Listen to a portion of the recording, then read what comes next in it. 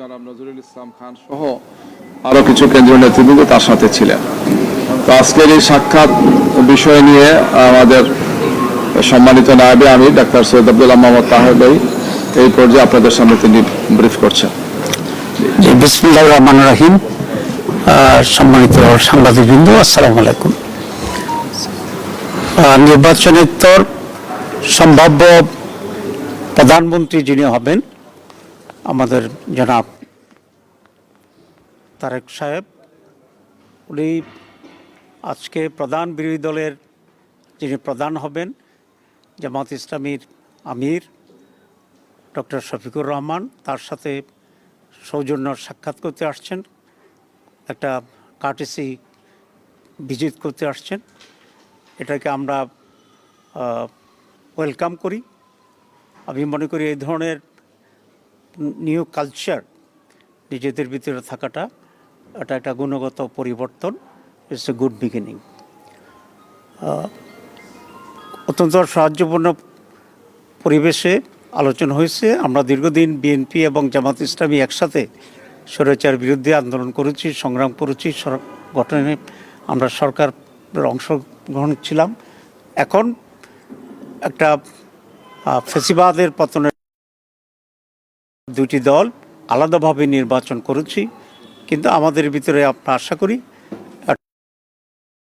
একদমই আগামী সময়গুলোকে আমরা রাষ্ট্র পরিচালনায় সরকার এবং বিরোধী দল সমন্বিতভাবেই আমরা দেশের জন্য কল্যাণমূলক কাজ করতে পারব।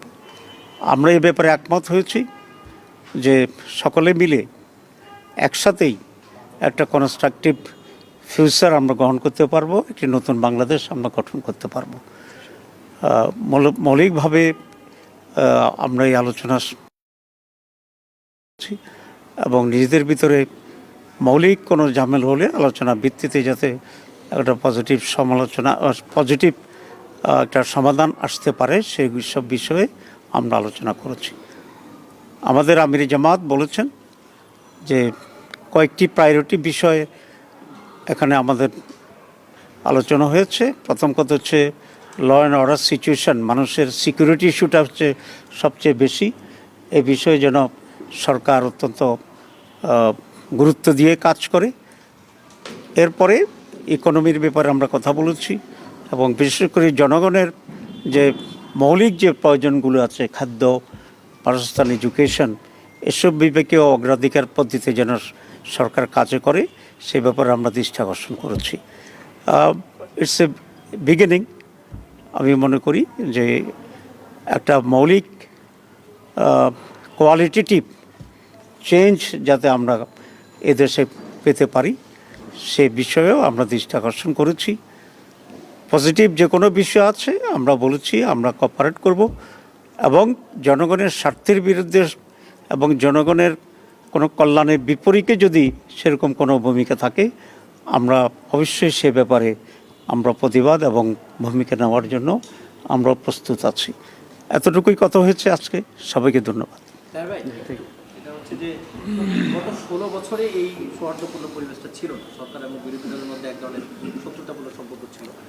নির্বাচনের পরে আমরা দেখেছিলাম যে আপনারা অভিযোগ করছিলেন যে বিভিন্ন জায়গায় হামলা হচ্ছে, ইয়ে হচ্ছে। এর মধ্যেই আজকে ভাবি প্রধানমন্ত্রী ভাবি বিরোধী দলের নেতার সাথে দেখা যায়। এটা বাংলাদেশের রাজনীতিতে কতটুকু ইতিবাচক প্রভাব বয়ে নিয়ে আসবে? এক, তৃণমূলও কোনো বার্তা যাচ্ছে কিনা যেসব জায়গায় ঝামেলা হচ্ছে এগুলো বন্ধ হবে? বিভিন্ন জায়গায় কিছু অঘটন ঘটেছে, কিছু ধর্ষণের ঘটনা ঘটছে, হামলার ঘটনা ঘটছে। আমরা এগুলো দৃষ্টি আকর্ষণ করেছি। আমরা মনে করি সরকারের ব্যাপারে অত্যন্ত সিরিয়াস ভূমিকা পালন করবে এবং দেশকে একটা পজিটিভ দিকে নিয়ে যাবে। আগে কথা হয়েছে সবসময় আমির জামাত বলেছেন যে তারা সবাইকে এই সরকার গঠন করবে যদি তারা ক্ষমতায় যায়। আপনারা আসলে বরাবরই বলছেন যে জুলাই শক্তিগুলো এক থাকতে হবে যে কোনো মূল্যে, তা না হলে আওয়ামী লীগ বা ফ্যাসিবাদ ফিরে আসার একটা পসিবিলিটি আছে। সেক্ষেত্রে জাতীয় সরকার হবে অথবা এরকম কোনো পসিবিলিটি আছে কিনা সে ব্যাপারে দুই নেতার মধ্যে কোনো কথা হয়েছে কিনা, একসঙ্গে থেকে যাতে চলা যায় সেই আগের মতো বিরোধী দল না হয়? না, এখানে জামাত ইসলামী কোনো জাতীয় সরকারে অংশগ্রহণ করবে না। জামাত ইসলামী এখানে একজন কনস্ট্রাকটিভ শক্তিশালী একটি